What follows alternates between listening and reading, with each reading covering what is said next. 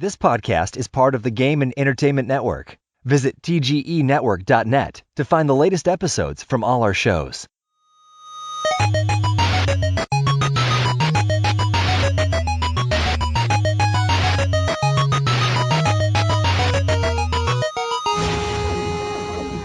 Alright, welcome back to Couch Potatoes. This is episode number 82. I'm your host, Islane, and I'm joined by my co-host, Ari, once again. What's up? Before we jump into things, I have a couple announcements to make. First of all, we've been on a semi-bi-weekly schedule for, I don't know, about a month, maybe a little bit longer than that. It wasn't entirely intended. It was mostly just scheduling conflicts, stuff like that. And now it's gotten to the point where it's kind of become routine enough to where I thought it would just be good to just roll with it. So for the foreseeable future, we're going to be bi-weekly. There is a possibility we may go back to weekly shows once things balance out again, but we've all been kind of busy, so that's life. I'm sure you guys understand. The next big piece of news I have is that we have a new permanent guest host. Just like Dune joins us for the Digital Frontier once a month, Tactics, who has been a guest on the show before and is the author of the Tough Love Critic blog, is going to be joining us for one show a month as well. Since we've dropped to a bi-weekly schedule, that means you'll hear Ari and myself with Dune 1 week. A couple weeks later, Tactics will be on with us, and rinse and repeat. So, with that said, let's get on with the show. Tactics. So, how's it going, man? How you been? Pretty good.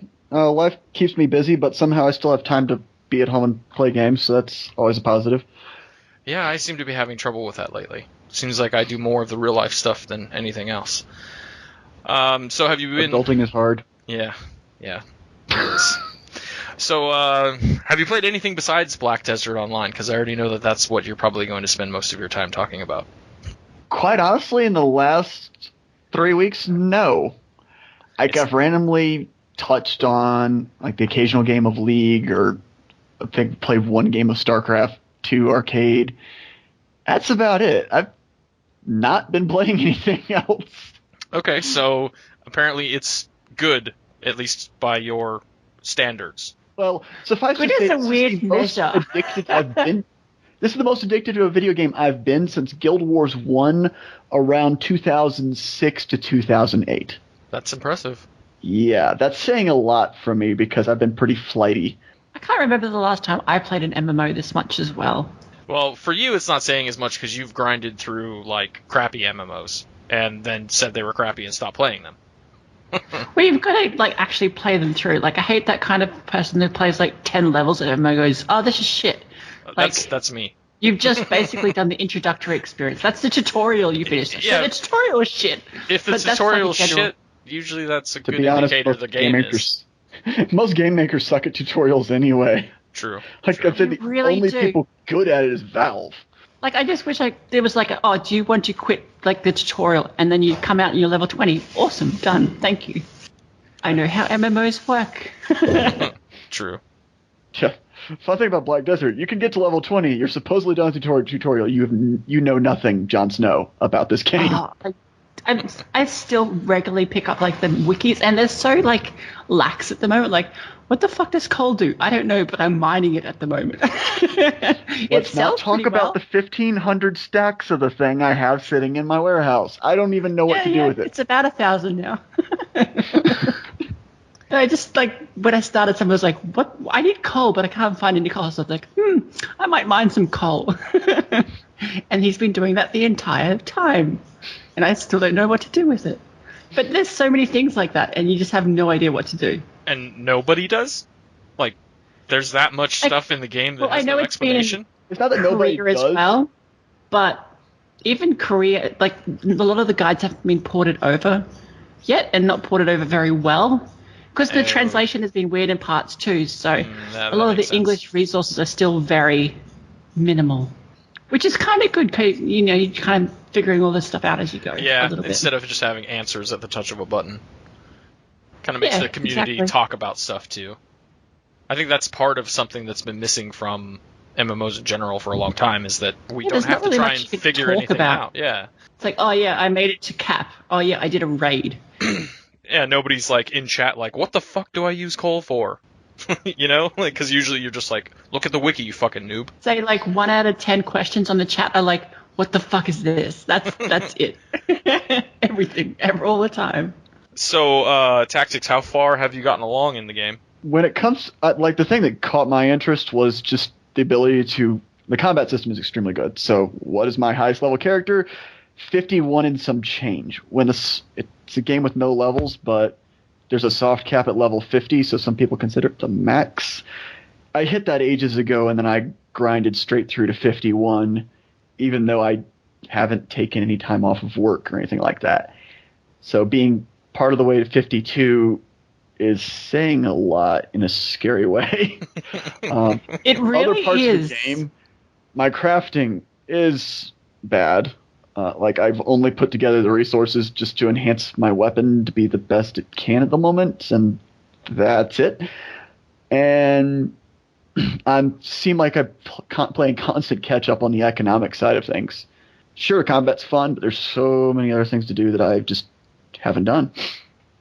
I like that the crafting is basically an option for you. Like, if you don't want to keep on combating and doing that to get you, like, your blackstones and your weapons and all that kind of stuff, you can just, like, craft or have an economy going to just buy all that stuff off the market. That's Pretty something good. that's kind of important too. Yeah. In any game, even the old theme parks. I mean, that was always the other thing you could be doing. You could be harvesting and crafting and stuff. So having the options there is good. But then it's also good that you can get to max level and just do a little tiny bit of crafting and still, like, enhance your weapons or whatever. So you don't have to. The problem is you focus have to on it either. basically be a rocket science to figure out, like, how to craft everything with your workers and how to place them where and how to, like, figure out what, like, how you're going to maximize the houses in this town. Oh my god. I kind of already Our did that guild for has actually Kepland. made charts for how to best, like, get the most lodging or get the most, like, storage in all the towns, Yeah. where specific buildings are that you might want, or that kind of thing. Oh, it's insane. Do we do show notes? Because I totally have a picture I need to take of something I did. I literally took one of the larger towns and optimized what I wanted each house in the entire town to be, even though I don't have enough contribution points right now to own everything in the town. Well, you got something to work. I might have a towards. problem. Yeah, our guild has an Excel sheet with, like, every town written down and, like, where the highest of certain types of buildings are. And, Yeah, I actually have that. I had to reformat it so I could print it. Fucking nerds. Oh man. Says you. No, I remember the days when I you had always to said I print wouldn't out play maps and spreadsheets shit. at Eve, and here I am playing spreadsheets. To be fair, Black Desert doesn't require you to use spreadsheets. Kind of like Eve shoves spreadsheets in your face, and if you don't use them, don't play Eve. With Black Desert, only if you really want to min-max something do you pull out a spreadsheet. And I'm cool with that. Well, it's good how it's not exactly like you can put the points in, but you can also take them back out if you want to, like, replace them and all that kind of stuff. So it's not, like, too strict and too severe when you make those choices. Unlike Eve, where you can completely fuck yourself over. True. It's not too strict, but at the same time, if you put energy into stuff, I have one of the nodes around catfish. I so like- regret those catfish nodes. That's a shitty place to grind. I put so much energy into that place too. Yeah, I put a lot of energy into it, and honestly, I really need to get more contributions so that I can extend it down to Abandoned Monastery and Calpheon Shrine, because Yeah. I prefer grinding those mobs. No, grab so much more. Hex. You need Hex. That's a good spot at the moment. That's where you get the witches' earrings. True, but I did actually drop a Mark of Shadow from... Ooh! And Izzy's just sitting there going, what? Who? Where? It's an extremely low What? drop chance item, and it's the best accessory in the ring slot in the game right now. Yeah, I mean, I'm not playing it, so I don't understand, but I still understand to a degree. And it sounds actually, just the way, the terminology and the way you guys are talking about it, it does sound a lot more old school than new school, which is positive. I don't know how many people you know how I like reading stuff way too much. I read the Black Desert subreddit and a bunch of other stuff on it, and everybody's like, it's like EverQuest came back. Because when you die, you actually lose experience. I mean, that alone kind of makes me want to play it just because it is pretty, and if it's got that, you don't really have to do a quest grind, you can just go out and kill shit. I might actually enjoy that. If you're doing the thing is, quests, it's you're actually not that pretty. Like, it looks good in screenshots, but but that's because it does this weird thing with like fading everything, you know? Oh, so it's kind of So like you're not it picking up applies on the little filters like details, but- girls do on Instagram. Basically, yes, it's Instagramming Well, you itself. can't turn that off. The game is pretty, but it's not as pretty as it looks in the pictures. So it's one of those You cases. can't really run around max level either, like max visuals. Like, I can't on my computer. So, I actually don't run it at max, and it still but looks even really if you do, you still get heaps of like pop-in stuff. Like, you'll just be running through a town while people and like objects are just coming around you, kind of stuff. Yeah, they said they're actually working on that. And a lot of clipping, but it doesn't bother me. I don't know. I don't care. That one's free to play, isn't it? No, you have to spend $30 for it. It's a buy to play. Yeah, my big complaint about it, and we might end up getting back into it, so we'll skip for now, is the cash shop is just atrocious. And Yes, we'll come so back to it later. So I have heard. So, Ari, I know you're playing the game too. You've already obviously added some commentary, but how far along have you gotten level-wise? Are you Halfway through 50, but I haven't really been focusing on like getting to 51 until like this week. I've just kind of been exploring and questing and getting contribution points and energy and that kind of stuff. So, and I probably haven't played as much as like Tactics has. Well, because you obviously have played other games. What else have you been up to? Division, going through that with some friends, which is really annoying because they don't play it as much as I want to. So I'm like, I can't over level them because if you go too far in the levels, it scales the enemies up too much, and then they can't really kill them very well. So I'm kind of like, come on guys, let's get on play. Let's get to 30, all that kind of stuff. So at the moment, I think 19. See, that's what I need, is somebody like you that's just egging me on to play something. Then maybe I'd actually stick with one game for a while instead of You should play Black Desert. Oh, sorry, I'm biased. Yeah. I don't want to play The Division anyway, so if it was going to be one of those two, it probably would be BDO. It just feels like a better, like, Destiny. Yeah, it seems the same to me from what I've seen, and I have Destiny now, and I've played it a bit, and it's fun, but it's like nothing where I was like, I feel the need to level the cap right away and experience everything that this game has to offer. I was just kinda openly like, disliked it intently.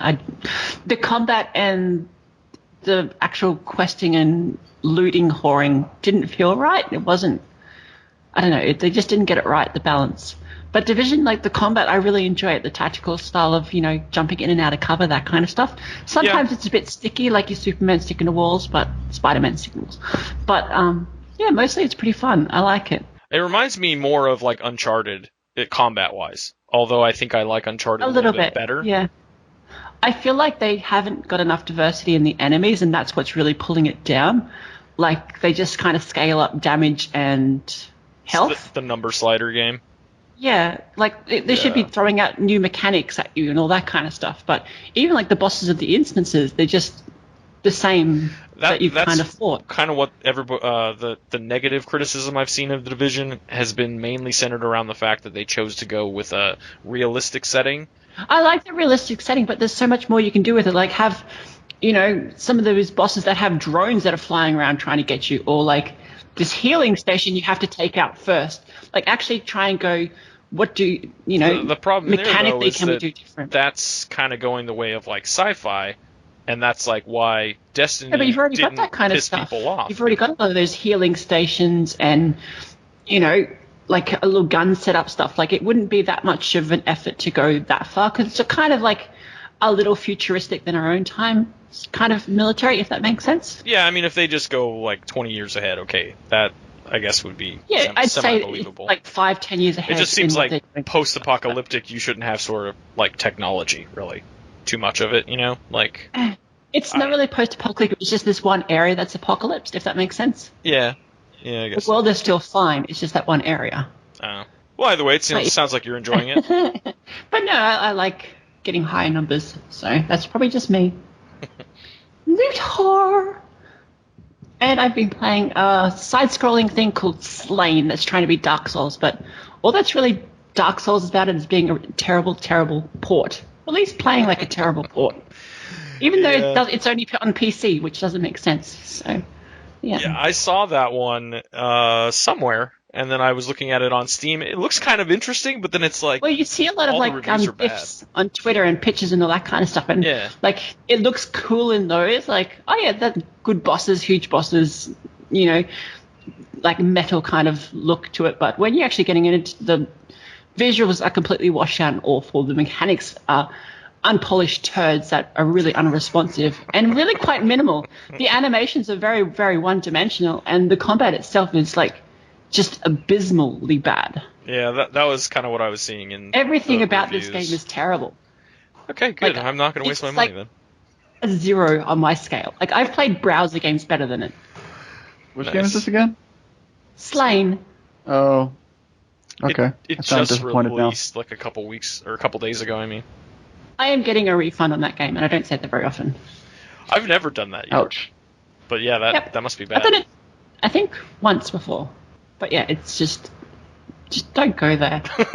It's just not worth it. Nope. Like 10 minutes into that game, I was like, this is shit. This is shit. This is shit. And yet I played like another like half an hour. The entire time going, this is shit. This is shit. In my head, over and over again. It's a denial mechanic. You don't wish that it was this bad because you did spend money on it, and you just come to the realization, oh, damn it. This does suck, and it's not getting any better. It Yep. really is. Well, I that like bad. complex like platformers. I really enjoy that kind of thing, but this is just shit. And I think that's it. I know I played something else, but I can't remember what. And your turn, Izzy Face. I haven't really played a lot of games. I've been pretty good about playing like one game of League a day or maybe two, but still haven't done my rank stuff yet. I'm kind of like ready to, but still kind of nervous to do it. In other MOBA, or in another MOBA world, the PS4 is getting Smite ported over. It's been in beta for a little while. I got a beta key.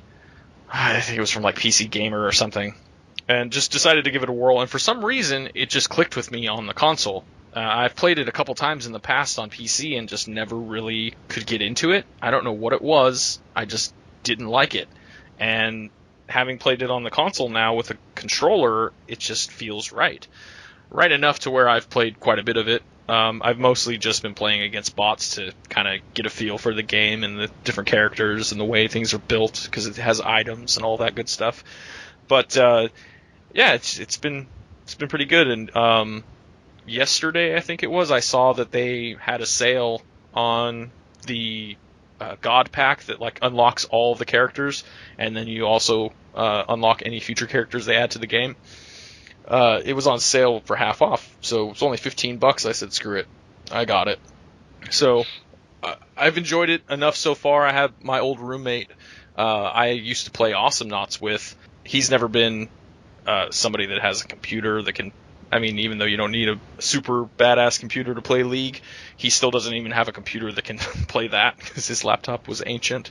So this is another MOBA that we could play together, so I kind of got him into it too. We've been playing a little bit here and there. It's been fun. And I honestly think that, I mean, I don't want to say that you should make an MMO based on a MOBA, but the way the combat works in that game, I would play an MMO that had the same similar sort of combat setup.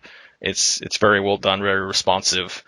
It's just fun. And I don't know. Maybe BDO has something closer to that. I'm not sure. I've seen some MMOs kind of leaning more that direction of having smaller skill sets and stuff like that. So anyway, Actually, BDO does definitely go in that direction. that's good. I see that as being a positive thing for MMO combat, because having the days of 1,000 skill bars and just clicking through rotations is not nearly as fun as being able to actually juke skill shots and have to correctly aim your abilities to hit and things like that. It's just, basic, and even having to aim your basic attacks especially if you're ranged, but even as a melee, if you swing and they move out of the way, you miss. It's just better than, okay, I turn on auto attack and now I spam buttons for 10 seconds until the thing dies. It's more interactive. Yeah, you can't really do that in a lot of the games I like playing nowadays. I understand that it would be difficult to program, AI that had that would work around those types of things. That's why it seems to work better in competitive games. But it would be so awesome to play an MMO that somehow that all worked. Worth hoping, right? Yeah, we'll see what happens. Things are changing all the time. A couple weeks back, Mordheim was on sale on Steam. It was like the Midweek Madness thing. I think I got it for like $15 or something. And I hadn't played it, so I played it the other day. I remember, Ari, you had it and played it a little bit. It is full release now. I think it was the last time you talked about it too. Yeah, it was. Yeah, so I got that, checked it out. It seems pretty fun, but it is very much just kind of like an XCOM from like a different perspective. I mean, that's just the gist that I get out of it. Yeah. It's kind of like a third-person XCOM. I just wish it was like prettier. It is a little on the scaled down side, that's for sure. But I don't think it was terrible looking, but not as pretty as it could be. Really just dark and gritty most of the time. But you don't like dark and gritty stuff? Oh, I do. No, it's more dark, gritty, but washed out textures. Yeah. Oh. So it's just all like mud looking. So in other words, Call of Duty? It's kind of more Yes, like the early ones. I'm just kidding. I'm not saying like Call of Duty's becoming famous for being how many different shades of mud can they give us? I would compare it more to like Fallout 3. Oh my. Yeah, very muddy. And I mean, the textures are better than that, but it's got that sort of color scheme. Yeah, that's meh. Yeah. I like vibrancy. It's one thing I really like about Black Desert is even if its textures aren't amazing, it's pretty dang vibrant. I like lot variety. Of days. Yeah. Some of them are a little bit Just too wait till you much get on to the desert. Yeah, I know. The desert is a desert. Holy crap, who would have thought of that? My least favorite biome in any world, for the most part. Ugh. Lava for me. I hate the fire lavas levels. I thought everybody hated the water level because it ends up with cheesy minigame mechanics. Or is Yeah, that but I different? like the look of the water areas. Yeah, that's basically all I've been playing. I did pre-order Banner Saga 2 because it just went up for pre-order, and I loved the first one. So more goodness coming in April. I still have feels for Banner Saga because I did play a good portion of it. The actual system wasn't for me, but I did back it when it was a Kickstarter, and I was like, yes, it doesn't suck. I loved That game it. was hard too. It was. Oh, yeah, you could not make any mistakes or you just were screwed. My first 2 goes at that just failed, and from then on it's went, okay, yeah, I'm done with this game. I made it all the way through, but the last boss was difficult. It took me several tries. I think I was halfway through the game when I was like, I'll come back to this, and knowing my scatterbrained self, I didn't come back to it. I do that with games all the time. That particular game, it hooked me, and it was short enough. I think I only spent like 10 hours or something before I beat it. So, I mean, it wasn't so long and involving that I knocked it out in a couple days. It was no big deal. And I assume the sequel will be similar. So It's still really good. Yeah, I always liked the art style, and the tactical combat was interesting and different enough, but it wasn't like revolutionary or anything. But still, it was a good little time waster.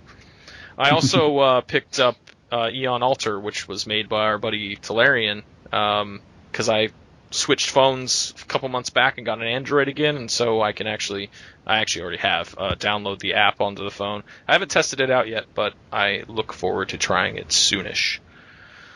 But yeah, that's about it for me this week, this month, like in forever.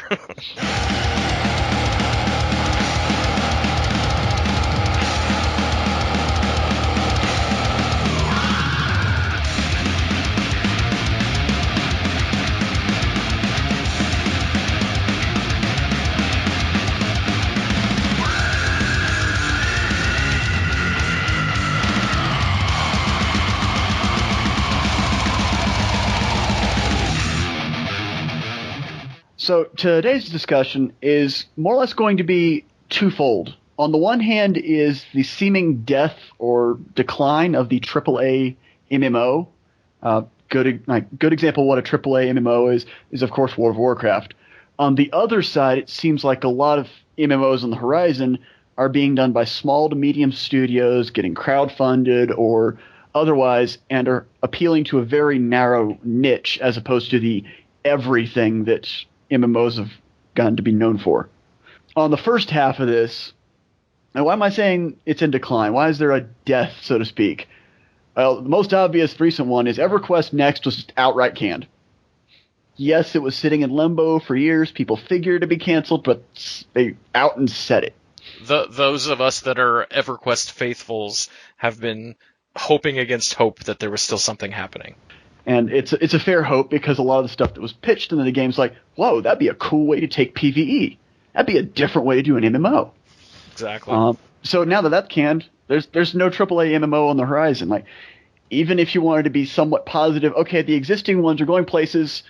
Well, WildStar's China release was straight up canceled, and then they laid off half their staff. Which is kind of some people are speculating that they might get closed altogether just because of the NCSoft being one of their overlords. Oh, most definitely. Because they usually shut things down when there's any sort of decline. That's very true, and so that's not a good sign. Like, you have an existing MMO, granted not an extremely popular one, but they just canceled one of their two ways of expanding their audience, the other one being a Steam release, but neither here nor there. Now, let's even just go to the elephant in the room and think World of Warcraft, its subscription numbers just keep falling. Yes, they come up for expansions, but then they fall right back down. Sometimes lower than when they were. Actually, more often lower than they were. And that's been happening for the last two expansions, and I don't think Legion's going to suddenly change that trend. Doubtful. Well, they're not even showing subscription numbers anymore because of the decline, I think. Yeah. Mm-hmm. I mean, it's no longer a brag thing. Why would you show off what's not a brag?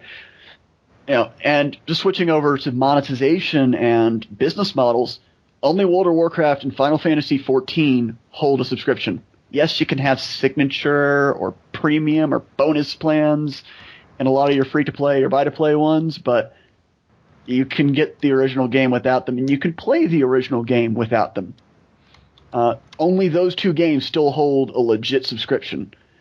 You could argue Star Wars The Old Republic's got a subscription. EVE, that would be the only other one that is still... Yeah, everyone always forgets I don't really consider EVE AAA, because they actually fall into the other half of this. A niche. A deliberate niche that they've been able to sell for years. Longer than people thought it existed. I would consider them niche too, but at the same time, when they released, that was the AAA model. Mm-hmm. So they were considered AAA, I think, initially, but have kind of been relegated to a niche market. Mm-hmm. Even though it was deliberate, I think they still marketed themselves as a AAA to begin with. And then CCP has just subsequently kind of stopped developing anything else. I mean, I'm assuming they probably still have other things in the works or whatever, but like, what was it, World of Darkness they were supposed to be taking care of, and then they canned that, and I was so mad at them about that. And then what was it, Dust 514, that was that failed PS3 experiment that went nowhere, and I think they're supposedly shutting that down, or maybe they already did. So yeah, they've kind of put themselves into that niche corner, like where that's all they have going for them. And I think you're right. I wouldn't consider them a AAA now, but they definitely, I think, were to begin with. Right.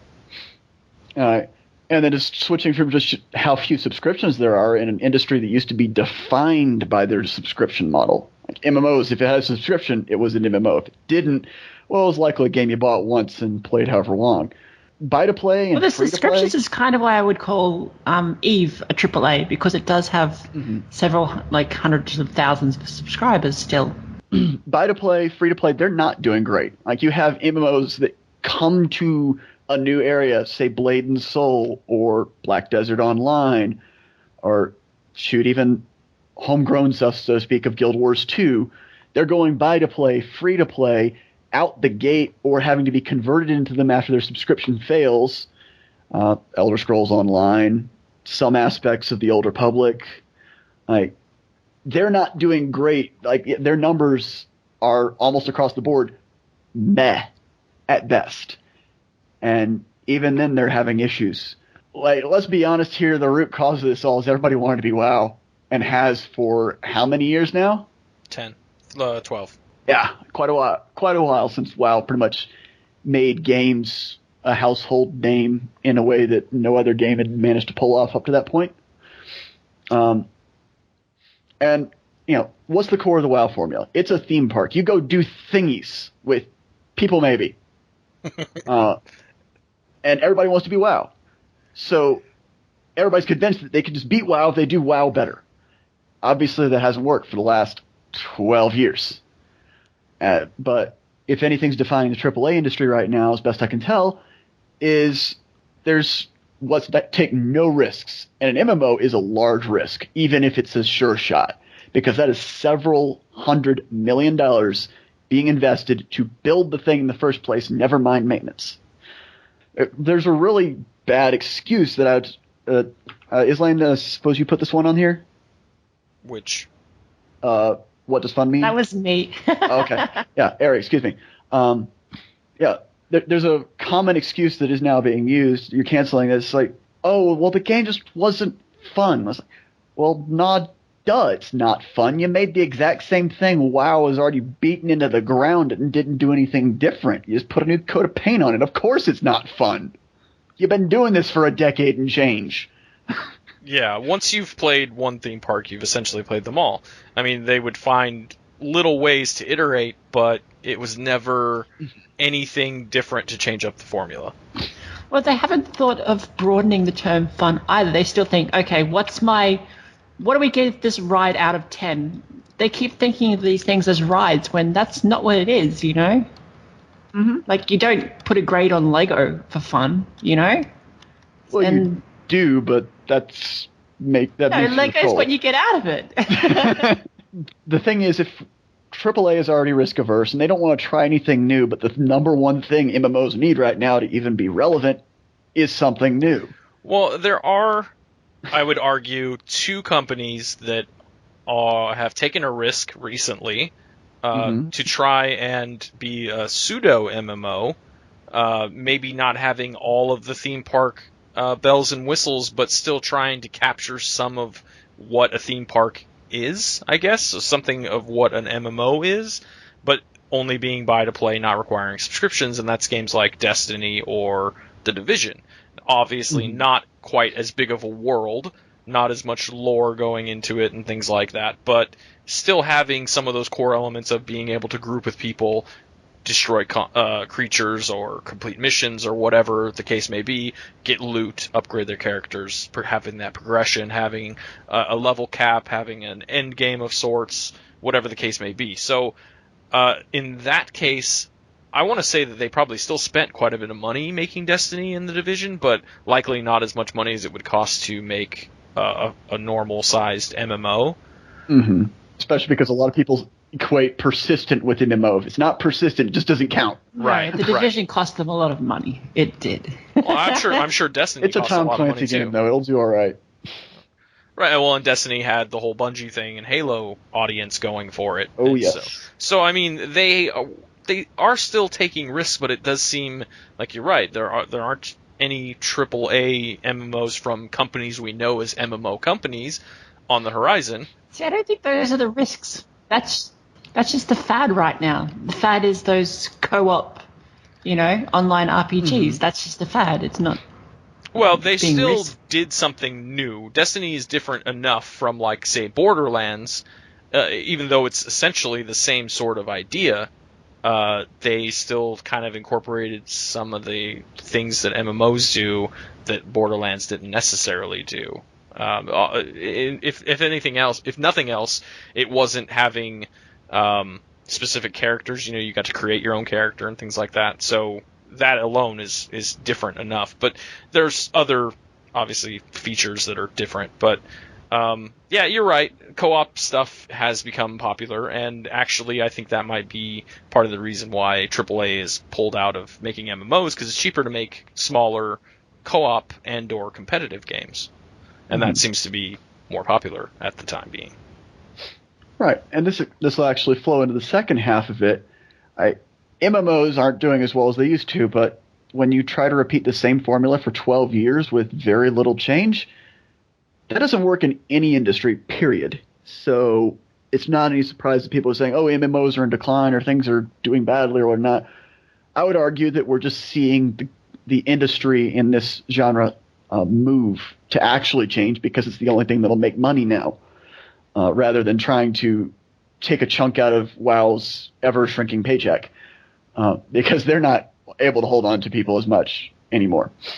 So I'm seeing the future of the MMOs not in these big, huge AAA releases that have supposedly thousands of hours of content and this live development team that's going to give you stuff every month, maybe more often than that. All these ultimately unreasonable things because nobody sustains it. Nobody's getting anywhere close. Instead, we're going to see a niche-based indie approach. When I say indie, I'm saying it's not from a huge publisher like EA, Ubisoft, or even Activision Blizzard. Not those folks. Kind of people you never heard of before they came out with X game. Well, you may have heard of some of the people, but not the company. True. Because a lot of the people doing these actually were, I'd say, part of MMO's past and are now like, why do we stop doing this thingy just because WoW came along? This was fun. Let's do this thingy. Yes. And they're following through on that idea. We've got several different examples that I can remember off the top of my head. At Camelot Unchained, one of the core designers behind Dark Age of Camelot is like, I want a Realm versus Realm game again. Heck, I want to be able to build stuff, plant it in the ground, and have somebody else blow it up. And I also want really deep crafting. What does he do? Creates a studio around that exact thing. It's very narrowly focused around, if you don't like Realm versus Realm PvP-based objective combat, this game has zero appeal to you. There's nothing in it for you, really, if it doesn't hit one of those three things.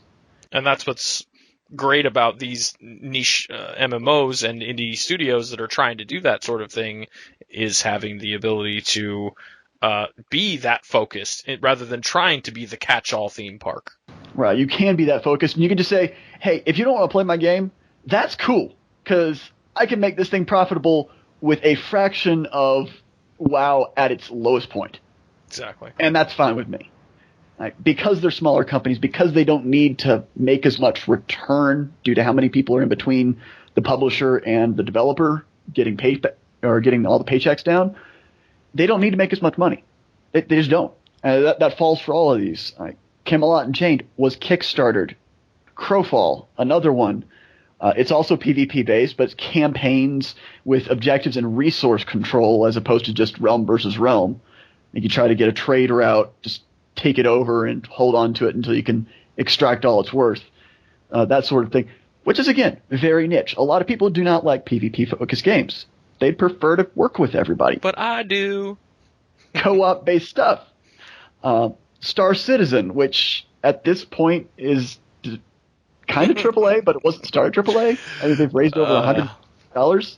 They're so far up there that I don't even know how They've definitely got AAA funding now. Yes. Oh, they got AAA funding, but I still don't consider them AAA in the sense of your Ubisofts, your EAs, your Activision Blizzards. See, I don't think AAA is a company per se. Like, it's just... It's a mindset.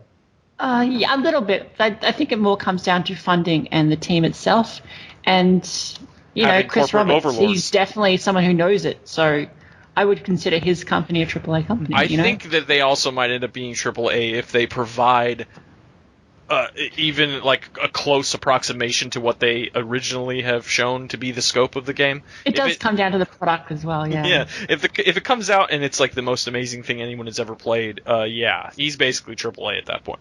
But if it ends up being the vaporware that a lot of people think it might be, yeah, who knows? So anyway, it's still up in the air. Yeah, that one's a little bit weird, and I really don't want to get into the politics of it because we derail the entire night trying to talk about Star Citizen. But to the point, its niche is this is a space simulator by the guy behind Wing Commander way back in the day. And he's just trying to do the game he tried to do at the turn of the millennium ages ago, but with better funding and better tools, which is just let me simulate space in all of its final frontierness, which is a pretty broad thing, but you have to consider that a lot of people aren't interested in kind of a Star Trek slash what's another good hard sci-fi-ish Star Wars. setting? Battlestar Galactica. Battlestar Galactica, that sort of flavor in a game that isn't necessarily branded those. But that's what he's going for. That's kind of a niche appeal. I mean, granted, if it's amazing, then more people will play it, but it is niche even if it isn't amazing. It doesn't interest me at all. I've always preferred the fantasy setting. And again, it's a niche. Yep. It's a dangerous niche because of how much money he has behind it. But yeah. Scooting to the next one, Pantheon. I'm not personally familiar with this one, but yeah, it's one of the OG creators of EverQuest. I can't remember which guy, Brad McQuaid, I think maybe, or was he the? That sounds familiar. No, that's it. Yeah. It is Brad McQuaid? Okay, because there was that, and then there was another one that was the guy who made His that other one. ideas just seem so terrible, though. He just wants to have forced grouping, or at least group dependence, and make it more like EverQuest was back in the day, where you couldn't function without having a proper group. But a proper group that didn't necessarily revolve around the Trinity, because the original EQ, there were enchanters and other support classes that filled different parts of groups, but that's all I really know about it. It's not something I've really followed a whole lot. But even knowing that little amount, consider it's a very focused group PvE approach. Yes. It'll likely lend itself very quickly to raids, dungeons, specific encounters that you have to overcome as a group, and you have to tailor your experience around, kind of stripping away all the other of WoW and going straight to, this is the part of WoW that was fun for us. Let's do that. Yeah. It's very easily, because if you're forcing groups, why not do that kind of content? It's kind of an obvious thing. Now, Shroud of the Avatar, I'm not as familiar. That one's... you know it's funded? Yeah, it's PvE. This is the PvE niche. I think they'll do well. It's the guy, Players Richard creating their own Garriott. stories and stuff. Oh, that's why it was. Richard Garriott, of course, of Ultima fame and Ultima Online. Yes. It seems a little bit more on the theme parky side out of these, but I'm not really sure how they're setting themselves apart. Right, and there's nothing actually wrong with a theme park. No. I'd say the problem is that you tried to make a theme park that did everything. Exactly. As opposed to a theme park that's fairly good at a lot of things. Fairly good, really good at these few things, which is your niche thing, and doesn't even bother with this other stuff. It's like, don't play our game if you don't want to do this. Which, of course, sounds crazy when you're trying to chase 13 million plus subscribers in WoW's heyday. But in this era where people don't want to spend all their life on a single game that only provides a portion of their enjoyment, like, if you don't like most of WoW's aspects, well, guess what? You're not going to like most theme parks. Yeah. Because they all try to do that. Exactly. I think people now just want something that's more tailored to their own interest. They're going to spend a lot of time if it is, and they might even spend years on that MMO if it does. But that's what they want now. They don't want something that's doing everything but everything poorly or averagely. They want to see, their interest being done well. That's why I think like Crowfall and Come On Unchained will do well. Like, people just want RVR done well. That's what they're looking for, and none of these AAA MMOs are doing that. Same with like people that want to craft failures an at the MMO or a RVR. story Like, MMO. TSO failed at it. Warhammer failed at it. Yeah. Guild Wars failed at it so bad. ESO and Wildstar. I'd said that ages ago. They were trying to be a kitchen sink MMO, and that doesn't work anymore unless you have like a budget of say $500 million in 10 years to make something. But even then, like, you've spent so long that you're probably going to miss the market anyway. You're probably not going to be with current interests. And you'd have to upgrade your engine 2 or 3 times. Yeah, you could argue that Guild Wars 2 ran into this exact problem because it took 5 years to develop, however much money, and yet it's trying to do so many things that, like the news that came out today, and I forgot to even mention, is they straight up had to cancel one of the core advertising features of their expansion because they don't have people to do it. I mean, I'm they good on did it them right for at the transparency, start, but what the they hell? kind of lost their way after a while. I think They lost tried their way to as soon as they get capture released. new players rather than keep the current players. I don't know what they're doing. Yeah, like I could do an Nobody knows what entire they're doing. show about Guild Wars 2 and its problems all by itself. So let's leave that to the side. Just more proof that games are trying to do too much right now. I know you've been ranting about like Guild Wars 2 for a while now, but you still have nothing on me. I'm sorry. I was the original Guild Wars 2 ranter. I seriously was. I was saying everything to like Reddit before it was even like hip to be me on Guild Wars 2. Oh yeah, I know. I still find it funny. Back in March, I called there's no way the expansion was going to be good, and everybody said I was full of shit. What happened? It was no good. But anyways, like, what's the core thing I'm seeing here? Well, theme parks aping World of Warcraft just killed the desire to be risky from publishers. So now nobody wants to do a theme park, but nobody knows what really to do else because we've been doing theme parks for the past decade plus. So instead, what you're seeing coming on the horizon is like you have your focused niche experiences and you have your sandbox stuff. Star Citizen is apparently going to be a sandbox just because it has so much stuff to do. You don't have to do any one thing. I would argue that a good reason why Black Desert, despite its really bad cash shop, is doing so well is because you don't have to do everything. There's so much stuff to do, but you could be awesome at the one or two things you like doing, and that's okay. The game is so big and so expansive that you can just not do stuff and you're not behind anyone else. And you're seeing it move more in that direction of let's put sandbox elements into games or just straight up make it a sandbox and might put one little thin thread of continuity through all of it, but you don't have to even do that, Fred. No, I think you still need the continuity, but it's just about fleshing out those specific areas enough that you can completely focus on them if that's what you want to do. Like Black Desert, you can just fish all day if you really want to, and there's enough mechanics there to really like kind of capture you, different areas, humidities, finding those hot spots, that kind of stuff, upgrading your, fishing rod, and you're still earning money to actually spend it elsewhere on weapons and whatever else you need. It's that kind of continuity and complexity that you kind of need from these mechanics. I think a lot of what we're seeing with the whole decline of AAA MMOs and this rise of niche MMOs and just gaming in general is, not only has society as a whole kind of lost its attention span to a degree. I think a lot of it too. I wouldn't say that. I wouldn't say that. I would say that people are starting to realize they need to be much pickier about what they spend their time on. They don't have to take whatever's shoveled in their face. Yeah, they that's can part be of picky. it. That's part of it. It's more like rewatching a TV show. It's like the first time you watch it, it might have been great. It might have been fantastic. You were glued to that screen the entire time. You start rewatching it again, you're just going to kind of glance at it now and then, see what story happened. To go, oh yeah, I remember this part, all that kind of stuff. And that's the MMO market right now. Like, why do I have to pay attention to something that I've already played and been and experienced 10 times before? 20 that's times why before, I stopped whatever. playing them all together. And I think too, it's not just the MMO market that we can look at. You can look at the gaming market in general and just see like trends and fads of things that happen, and then MMOs trying to capture some of that magic. Even WoW did it. I mean, they did their little Facebook game with the garrisons and whatever. Facebook games were huge. They were kind of actually way after the fact. But, then you see games like Minecraft get hugely successful, and that kind of goes over That's to exactly these sandboxes, so... The industry is like 5 years behind where it needs to be. They kept chasing that WoW market when they should have been looking towards games like Minecraft, Right. People Anything had this else. huge interest in sandbox games. Like, look at Arcade when it came out and how many people were interested. How many people were interested in just the idea of EQN.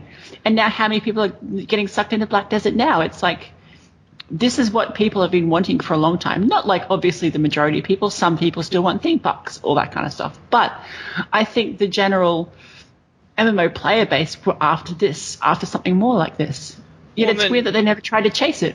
You can even look at games like MOBAs. I mean, and like you said, MMOs being 5 years behind. League got released in 2009, was huge by like 2011, and continues to grow. But like now, all of a sudden, Guild Wars 2 is trying to be an esport, and it's like, what? Wait, what? Like, you're kind of like way behind the curve there. Like, if you would have done that 5 years ago, maybe you would have had something there, but now it's like... No, that game wasn't esport material. No, I understand that, but I'm just saying, the whole, like, to be grasping an esport, you at first straws... have to have a semblance of balance. or and the ability mechanics to behind it, bounce. the functionality and like the stats. Right, but that's semantics, though. What I'm really getting at is that actual proper matchmaking. The whole I can go on. Right, but the whole thing is that that's a prime example of the MMO industry being behind where it needs to be, grasping at straws to try and get new users by using hot terminology like esport. It's just it's ridiculous. But I don't know if it's you've the game seen industry in general. It's just the game industry. Like, look how many are chasing MOBAs now, and how many are failing in the process. Yet they keep getting made. It's chasing these fads is never going to be a good idea. Yet they keep on doing it. Yeah, it's not just MMOs. Okay. It's just I don't know if I know Ari's seen this GIF. I don't know if you have, Islane, but GIF, really, GIF. You're gonna clean the toilet now with freaking cared. Before he said it was GIF, I said GIF for years, and guess what? I'm not changing. Okay, so anyhow. No, that's kind of exactly what the problem is. That you threw. That's funny. Like, they took all these problems that are known with the game and that would help make it an esport if they fixed it. Throw it all aside. Let's just say we want esports. Yeah. and no offense, you can't just say you want something without doing any of the work to get it. Yeah, and every game that is considered an esport is like, it's already a game that's tailored around a balanced PvP experience. Counter-Strike, StarCraft, and in most MOBAs.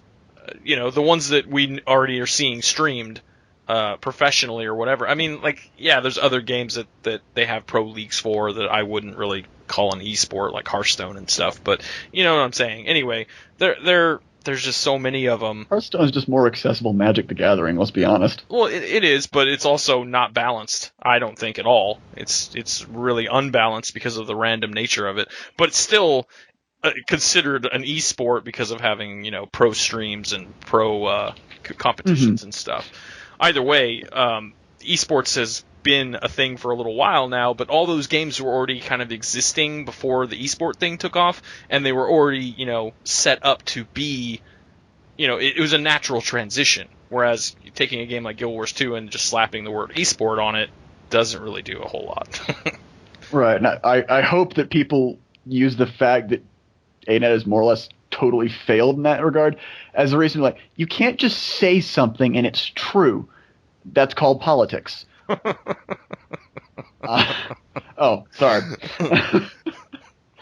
But it's the same idea. You can't just say something's true without anything to back it behind.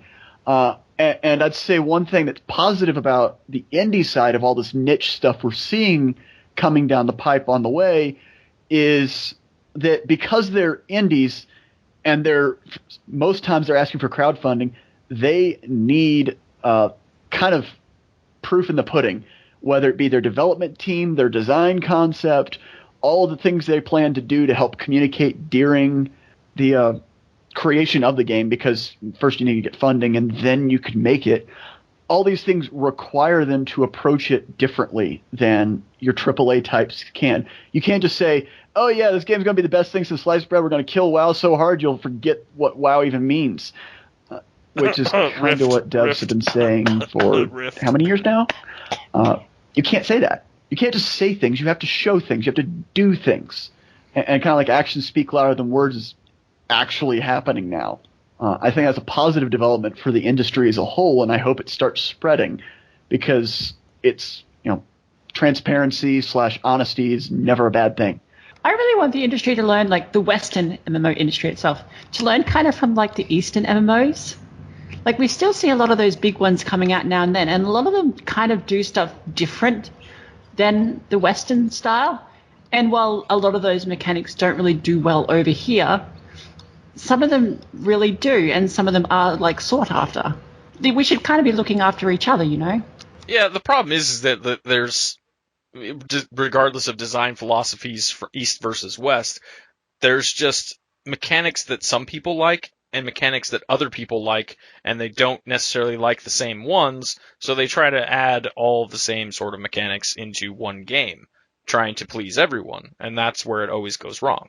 The major advantage that all of these niche MMOs have, aside from smaller amounts of overhead, is that they don't have to try and be the catch-all, the kitchen sink. They can just have that one focused idea that they're going for, and like Tactics said earlier, if you don't like it, don't play our game.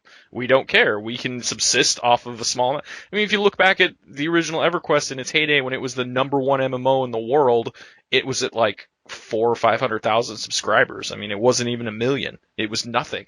It was what most MMOs are probably subsisting on now, and they did just fine back in the day. Granted, costs were lower, and they were still collecting a subscription from all those people. So and they're not spending $100 million on like marketing. Yeah, I mean, there's a lot of different reasons why EQ was a flash in the pan to begin with, and then WoW was an even bigger flash.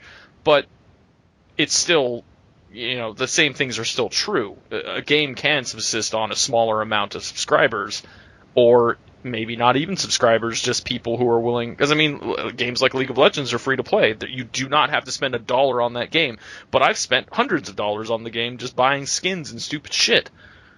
Because I wanted to. I like the game. I want to support it. Great. And free-to-play games are usually that way. The problem is that all the free-to-play games that we've had for so long were originally subscriptions, and the free-to-play was their failed last-ditch effort to try and do cash grabs. And we all know that. And that's part of the problem is, companies like any of these big publishers not treating us like we have intelligence, treating us like we're just going to take whatever shit that they shovel into our mouths.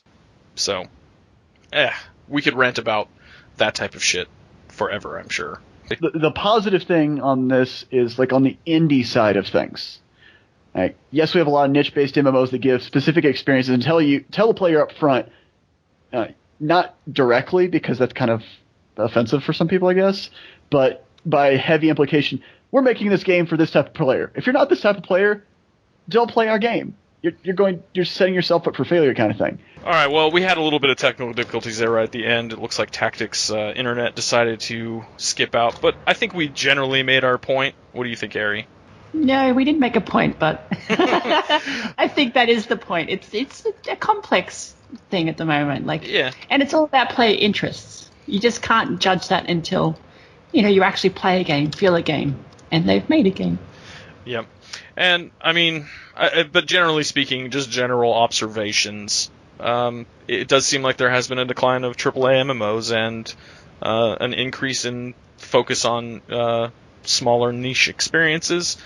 But that's probably not a bad thing. No, I don't think it is a bad thing. I think we're going to see some improvement in the genre and other genres as a result, just because of some of the experimentation some companies are doing with games like Destiny and The Division, and even games like Borderlands. Just anything that's a little bit of a mixture of other genres that touch on the whole massive or at least multiplayer elements. Either way, the gaming industry is always evolving. And I think it will continue to do so, hopefully in good and or better ways. But yeah, that's our show for this week. We'll be back in 2 weeks. Should be another episode with Dune, back to going to the digital frontier. So we will see you guys then.